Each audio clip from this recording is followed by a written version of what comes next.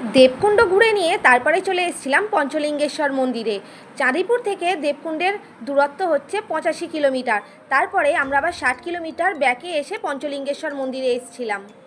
আর চাঁদিপুর থেকে পঞ্চলিঙ্গেশ্বর মন্দিরের দূরত্ব হচ্ছে 25 থেকে 30 কিলোমিটার।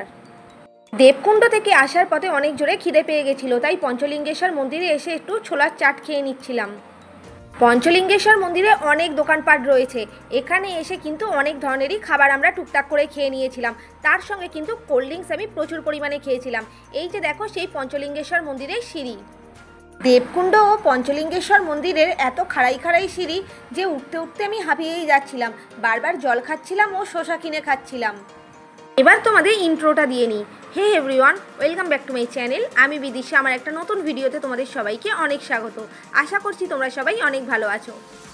আমার ভিডিওগুলো যারা যারা দেখছো, আমার ভিডিওগুলো কেমন লাগছে অবশ্যই কমেন্ট করে জানিও। আর তার সাথে আমার চ্যানেলটাকে সাবস্ক্রাইব করে দিও। আর যারা যারা ফেসবুক পেজ থেকে দেখছো অবশ্যই আমার ফেসবুক পেজটাকে ফলো করে দিও। আমরা কিন্তু পঞ্চলিঙ্গেশ্বর পাহাড়ের ওপরে উঠে গিয়েছি। এটাই কিন্তু সেই পঞ্চলিঙ্গেশ্বর মন্দির। এর পাশ দিয়ে যে ঝর্ণাটা বইছে, এখানেই কিন্তু 5টা পঞ্চলিঙ্গ রাখা রয়েছে। এটাকে কিন্তু হাত দিয়ে ছুঁতে হয়। এরপর আমার বর পঞ্চলিঙ্গগুলোকে ছুঁয়ে নেবে, তারপরে আমিও ছুঁয়ে নিয়েছিলাম। এখানে কিন্তু এত কম জল থাকে না। বর্ষাকালে এলে কিন্তু এখানে প্রচুর ওয়াটারফলস বেড়ে যায়।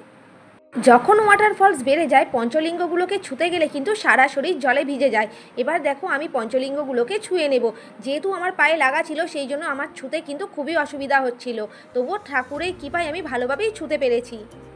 এবারে তোমাদেরকে বলি, দেবকুণ্ডে গিয়ে যে আমি পড়ে গিয়েছিলাম, তখন পড়ে গিয়ে পা কেটে গিয়ে কিন্তু আমার অনেক রক্ত বেরিয়ে গিয়েছিল।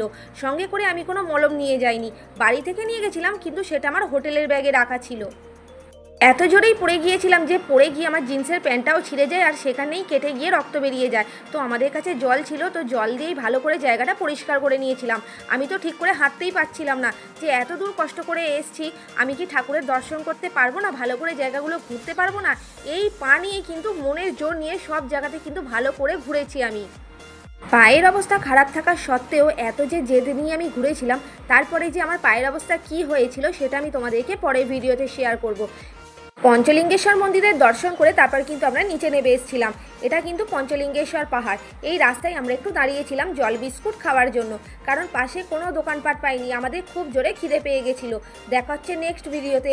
ভিডিওটা ভালো লাগলে সাবস্ক্রাইব করে দিও। আজকের মতো টাটা।